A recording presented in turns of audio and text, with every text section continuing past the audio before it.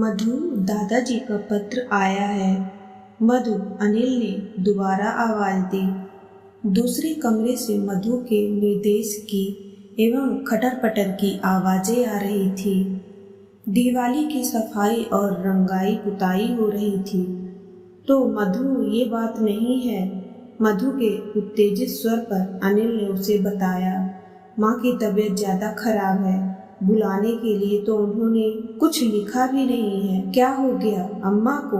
अब मधु का स्वर सामान्य था। सांस ज्यादा फूलने लगी है। शहर के डॉक्टर को दिखाया है, एक्सरे हुआ है। मजदूर अंदर लगे थे और मधु उन्हें बीच बीच में बताती जाती थी। मधु, अनिल ने फिर आवाज देनी चाहिए। सुन लिया। कमर पर हाथ रखे मधु दरवाजे पर चली आई, सिर पर तौलिया बांधे। क्या लिखा है? यही ना कि त्योहार में घर चले आओ। मुझे नहीं जाना, साफ मना कर दो। मधु, ये बात नहीं है। माँ की तबीयत ज्यादा खराब है। ओ, लाओ पत्र मुझे दो। मधु ने पत्र अनिल के हाथ से ले लिया। मधु एवं अनिल ने इस बार निर्णय लिया था कि हर बार की तरह गांव ना जाकर दिवाली यहीं मनाएंगे। आखिर 5 साल से वह यहाँ रह रहे हैं। यार लोगों में उठना बैठना है, पड़ोस में अच्छी जान पहचान है। जब मिलने मिलाने का वक्त आता है तो बोरिया बिस्तर बांध कर गाँव चल देते हैं। यह भी कोई बात हुई। इसी कारण मधु के आग्रह पर अनिल ने घर पत्र भेज दिया था कि वह दिवाली में गांव नहीं आ सकेंगे। पर ऐन दिवाली के 4 दिन पूर्व यह पत्र आ गया। शाम तक मधु ने निर्णय सुना दिया कि अनिल घर जाकर माँ को देख आए। वह यदि साथ में गई तो फिर त्योहार पर लौट नहीं पाएगी। दिवाली पर वहाँ कोई नहीं रुकेगा। सुनो, रुकना नहीं, चले आना। अम्मा की तबीयत जरा संभले तो आ जाना। कह देना कि मजदूर लगे हैं सफाई में, वरना मैं जरूर आती। अनिल सिर हिलाता हुआ चला गया। अनिल धनतेरस पर भी नहीं आया। छोटी दिवाली आकर चली गई और फिर दीपावली का बड़ा पर्व भी आ गया। पर दोपहर तक अनिल नहीं आया। सारा घर मजदूरों की सहायता से धो पोंछ कर उसने एक एक झरोखे भी साफ कर लिए थे। ढेर सारे दीपों की पत्तियां यहाँ सजाएगी। 2-3 तरह की मिठाइयाँ बनाई थी अपनी गृहस्थी में। पहला पर्व मनाने की उमंग थी, पर अनिल के न आने पर वह बुझ गई। दिवाली वाले दिन किसी शोर पर उसकी नींद खुली। टिंकी उसके गले में अपनी बाहें डाले बेधड़क सो रही थी। उसने टिंकी को हौले से प्यार किया तो वह कुनमुनाई, पापा कहती हुई वह फिर सो गई। नीचे मकान मालकिन के बेटे बहू बीकानेर से आए थे। मधुरुआसी होने लगी। यदि अनिल आज भी न आया तो वह अकेली क्या करेगी? किसके लिए यह सब तैयारी करेगी? थोड़ी देर में मकान मालकिन एक तस्तरी में मिठाई सजाए हुए आ गई।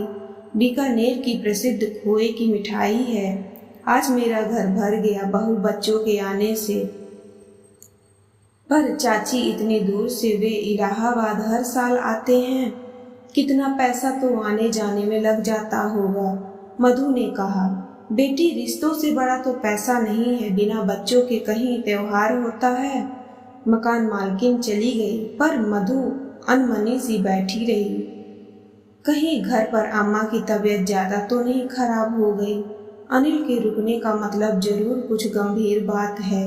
क्या करे वह? क्या वह भी चली जाए? पर ऐसा ना हो कि इधर वह जाए और उधर से अनिल आ जाए। मधु के घर के बगल में श्रीमती रस्तोगी रहती थी। पति पत्नी दोनों बैंक में काम करते थे। मधु को देखकर उन्हें आश्चर्य हुआ। अरे भाभी जी, आप घर नहीं गई इस बार? नहीं, ये गए हैं। तो आप यहाँ अकेली क्या कर रही हैं? वह असल में बात यह हुई, मधु अटपटा रही थी बोलने में। माँ की तबीयत खराब थी, इधर मजदूर लगे थे, इस कारण इन्हें ही जाना पड़ गया। तब तो आपको भी जाना था। वैसे आपके रहने से हमें भी अच्छा लगेगा। हम तो मद्रास से इतनी दूर हैं कि बार बार जाना नहीं हो पाता। हाँ, मधु मन ही मन कुढ़ी। इनकी राय जाने किसने मांगी थी।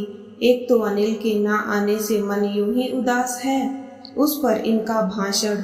टिंकी बार बार दरवाजे पर आती, जब भी किसी रिक्शे की आवाज आती, कब आएंगे पापा कहती हुई वापस आकर माँ की गोद से लिपट जाती। शाम 7 बजे अनिल आया। पूरा घर अंधेरे में डूबा था, बस एक दिया टिमटिमा रहा था।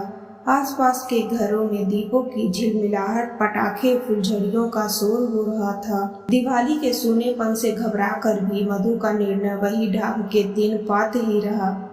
शुरू से त्योहार घर वालों के साथ मनाते रहे हैं, इसी कारण मन भटक रहा है।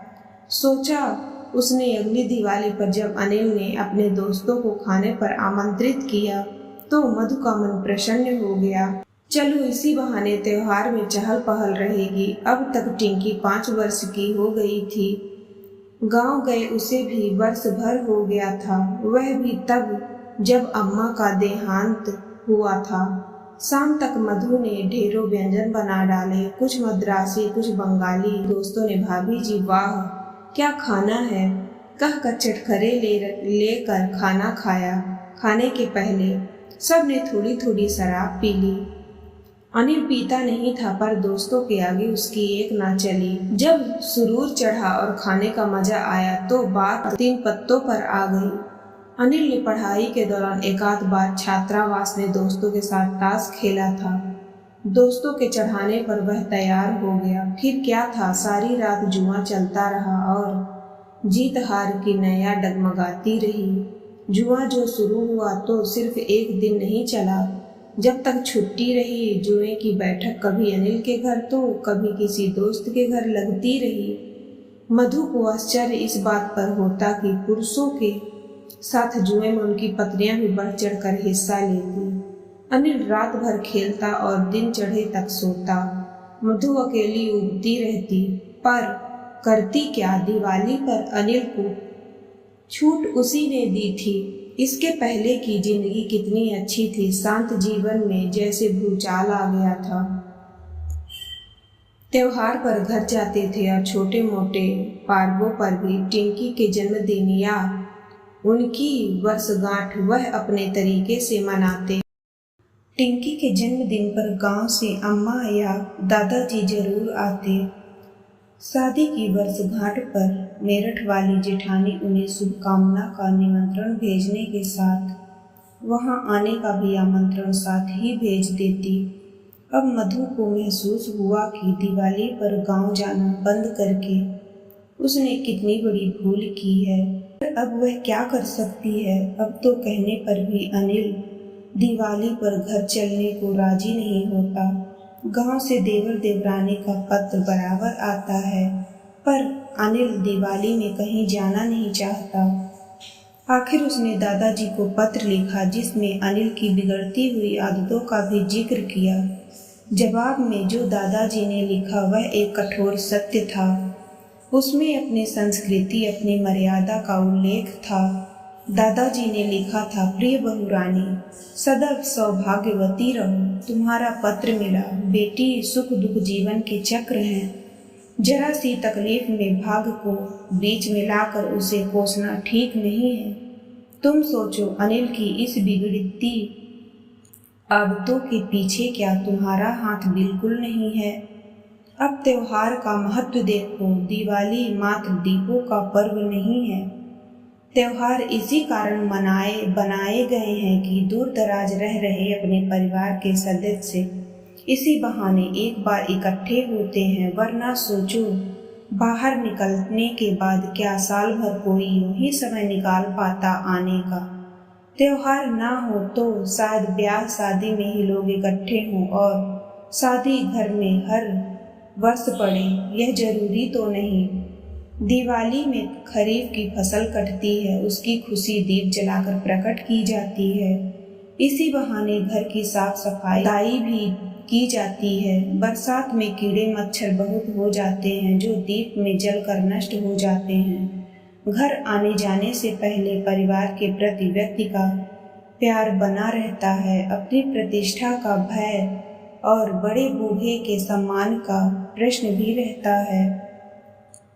बेटी, जो गलती हो गई उसे दोहराना मत। अगली दिवाली तुम यही मनाओगी, लेने मैं स्वयं आऊँगा। तुम्हारा दादा। पत्र पढ़कर उसने एक लंबी सांस ली।